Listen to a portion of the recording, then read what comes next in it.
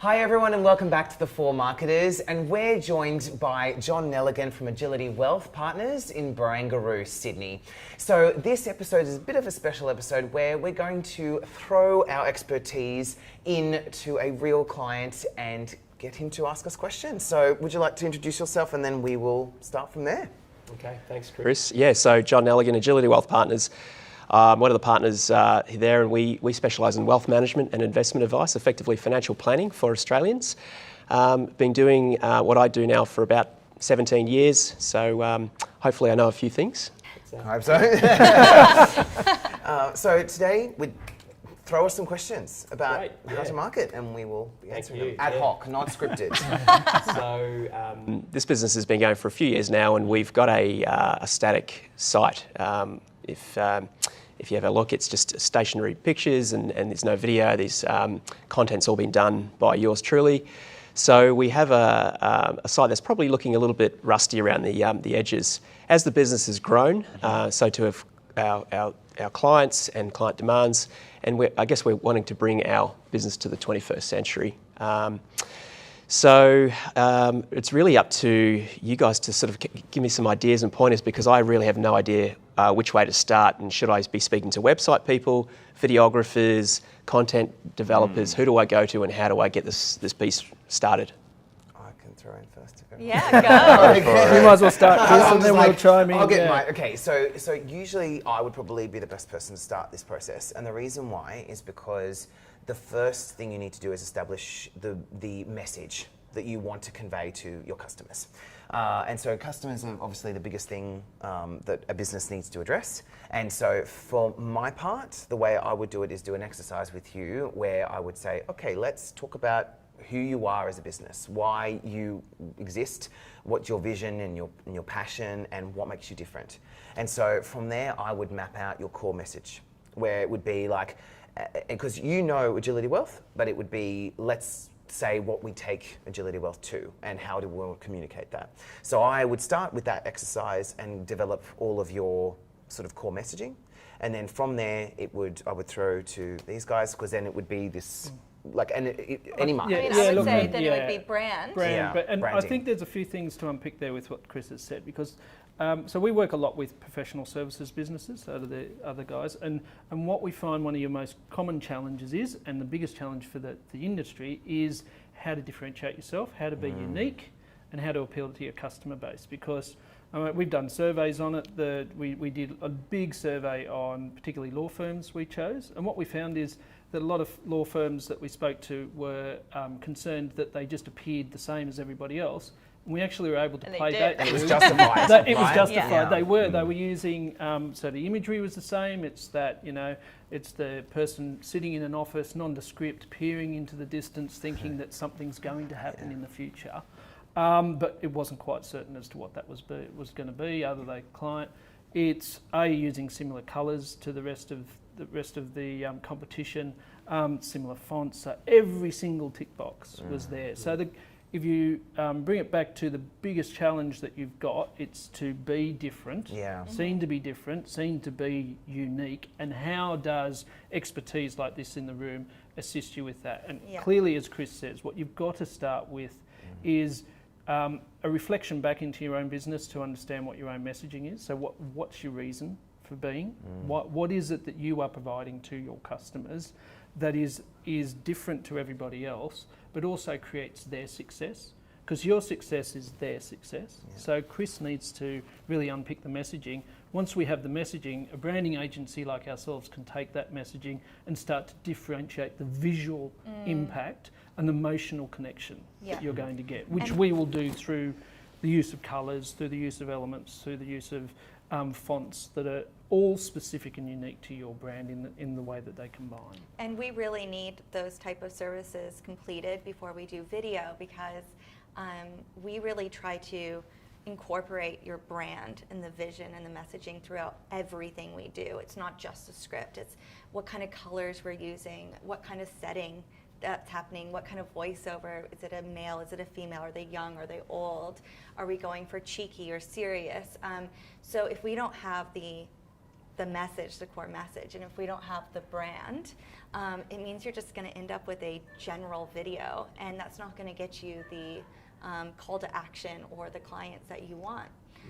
So it's just so important that these two are established, so that when you come to us and we have that core messaging and we have the brand, we can really come up with creative and a full video strategy on how to hit all those client pain points, how to get that message across, and how to make sure that every video we do lives and breathes the brand identity. The other critical thing I would suggest is also understanding who your actual target audience is. When you look at it from a financial planning, financial services, there's so many different people you can talk to. So who's the absolute perfect person that you want more of? And that'll be then reflected through the messaging, looking at your branding, that it appeals to that particular audience. So who's the ideal person for your? Yeah, no, it's I guess our target. Our key target would be pre-retirees, so people wanting to transition out of the workforce into retirement and thinking about their income streams and what they require for the next, say, 20, 30, 40 years. And it's interesting, I just picked up on one of your points about the cliche imagery. In our industry, historically, it's been a couple walking down the beach who are about 65. They might have a grandchild in tow, so the three of them are all holding hands. And if you look at all happy and smiling, and they're looking out and out into the distance, and it's all positive imagery. But I do find there's about 1 in every 5 sites have got that same stock on there, which can be a bit. You can get a bit lost with the same sort of stuff. So, how do you differentiate? And Mike Mike could definitely attest to this. Using stock imagery is just, I would say, the biggest no-go. Getting actual bespoke imagery for your brand is so essential, because stock isn't even that good to start with, and so then everyone ends up using pretty much the same imagery. Exactly. And most of it's from Europe or America. It's not really from Australia, and you can tell it's not Australia.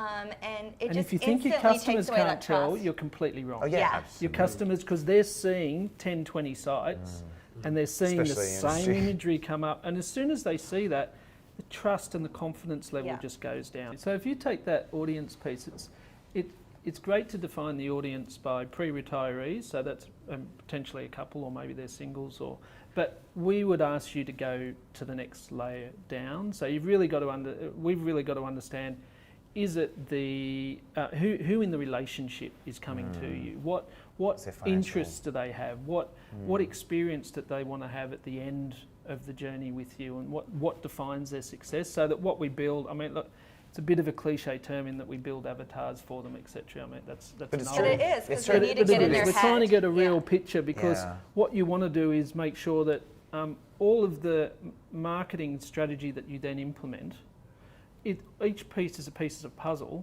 that comes up to join to make the whole puzzle itself, which says, okay, I am communicating with this particular audience segment, and this is the outcome, and this is how I generate success for them. And every time you post something out, it then becomes good quality content, as opposed to here's just a series of posts, or here, and it doesn't relate to the messaging on my website. I've got different imagery, different way of engaging with them. So there's quite a lot of detail that goes in, but the more you plan and think about it up front, the more success you'll have. And it is scary trying to nail it down to certain personas, because you want to say, everyone can be my client. I don't want to miss out on this, or I don't want to miss out on that. But if people are coming to this generalist site with general content, with general design and brand, you're not going to end up getting anyone either. So really getting down there and figuring out who you want to speak to means that we can really, as marketers, can elevate everything we do for you and really get into their heads and say, what are their pain points? What are their successes? How can we make sure we're creating content that's just for them? So when they go to that site, they feel that you know them, and they feel that, okay, he knows me, I will trust him with my money, because he's speaking directly to me. That's a really good point, isn't it, about honing in as opposed to being generalist. I think a lot of people at my size organisation fall into that generalist trap of just trying to be all things to all people. And then you just get this sort of blase. And it's mediocre. That's what happens. And like I go through this with a lot of clients. Is they just go, I'm a painter. Just tell people that I'm a painter. I'm like, but everyone says we're a painter. Like that's why I take that core messaging document, and I sit there and I say, okay, why do you love what you do? Why do your customers love what you do? What is it that's unique about you? And that helps you flesh it out. And that's really important for customers because they don't want generalists. They don't want to look up a Wikipedia page. They want your page. So Mike, with that audience, how would your approach be for website? Well, certainly from a design and sort of layout and looking at the content. Yes. So, everything we would do is larger typeset or fonts set up on the site, making it really easy visually to sort of associate with it. From an imagery point of view, you'd be targeting imagery that's looking more towards the sort of senior market. Because the critical thing is when you look at those few seconds you've got when someone hits the website, they've got to know they're in the right place. Yep. And so in terms of messaging and imagery, you want them to feel very comfortable, hey, I've hit the right place and it looks like this is exactly who I'm looking for to help me as I go through, in terms of life stages, that next stage in their life journey. So I'd be looking at that refinement around the website. And the website really is so critical because when you look at all the other marketing activities that go on, your website these days is really that kind of first entry point into the actual business. Right? Yeah, so you want to make sure that it's really continuing on with the message that you're doing anyways with clients. When they come in the door and you're sort of having a conversation with them about their financial strategy, where they're at and what's going on, you want the website to resonate and communicate that sort of stuff before they actually contact you. Mike, what's the, just curiously, how long would a typical person say, in that age category spend on one site if they were browsing? I suppose it's a very tough question. No, valid. Thankfully, they have a little bit more patience. So they will actually spend a bit more time on the website trying to see if it's the right thing for them. So they'll go through more than one page. Yeah, absolutely. And so long as they on the homepage in particular, because that's where most people will enter, unless you're doing some good SEO strategies with other content that's sort of drawing them into the site. But let's say your homepage is where they first kind of really get to see your business. If they feel like they're in the right place, then they'll actually start navigating through. I think because of the generation that you're talking to as well, what we would definitely be talking to your business about would be making the imagery, as Ariel said, as genuine as possible. So they're real clients that you're using on your website. Particularly if they're video, they're real testimonials that, because a lot of that generation put a lot of trust within their peers. So rather than staged video content or stock photos, you want the real life example, and it can afford to be, in that sense, a little bit less professional in its delivery as long as it's real and human, because you're looking for credibility and trust early on. I think Yeah. we'll probably start I'm just any last questions, John, before we... Well, it's probably, again, a bit of a tough question, but what would it roughly cost to put something like this together, like a package, a starting package, with using all of your resources?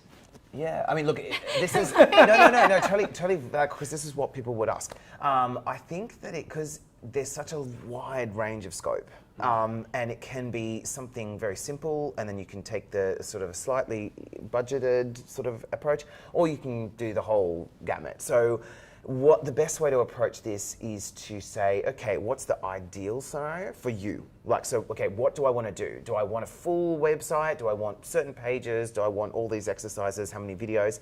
And then the way to do it, as I always say to clients, is start big picture and go, right, this is the ideal. And then go, right, let's get it down to where your budget lies. And that's probably the best way. I always say don't put the budget first, because what happens is your conversation is, I've got this much, where's my limitation? Whereas the other way around is, okay, here's what the ideal picture looks like. Yeah. And then you can map it out and go, I can't afford all those bits and pieces for one session, but we can map it out. I think that's exactly the best way it. to do And there are key things that is just like, these are where The building blocks. Yeah, the building blocks. But as Chris said, getting that strategy ahead of time. So we like to sit with our clients, like you're doing this new brand awareness and you're wanting to get out there. And if you were to get all these services, we would sit down and say, okay, look, to start with, we should have a who you are video, number one, and probably a couple client testimonials for that trust because of the age group you're going for. However, we could then come up with a strategy of a video we could do throughout the year, and that could be something that you could look forward to. And because we have that strategy in place, when you're getting your website built and your content done and your brand done, we can all collaborate and coordinate on what's going to come in the future as you add more landing pages, as we do market update videos, as we do blogs, as we do, you know, even more brand for the company. So Cool. And my last question is animation. Is it successful in my space? Very successful. Yes. Definitely. Finance can be a little dry to some people, and with animation, That was so diplomatic. You've never heard that before, have you, John? To see how she even used to voice. Yeah, no, she actually smiled there. He's devastated, right? Come on, I thought it was really exciting. and it can be a hard topic to visualize. So when it's just a talking head or stock footage or even footage, it's hard to really capture what that individual is talking about. So we've seen so much success in animation for finance because we can visually show and represent the concepts Icons and through things. icons and imagery, and even things like, if we're talking about super soaring, it can be a pig on a rocket going through the air. So you can have a lot of fun with it, and you can actually bring it to that next level. But that voice with the vision, with the text, means that it just gets so much more, penetrated through the audience than when it's just talking head. So animation's definitely a great way to go. Cool. Well, I think we'll be talking to you guys soon. Sounds good. Well, thank you, John, for joining us. Thank you, everyone. Thank you for listening in. And don't forget to subscribe, and we will speak to you in our next episode. Thanks.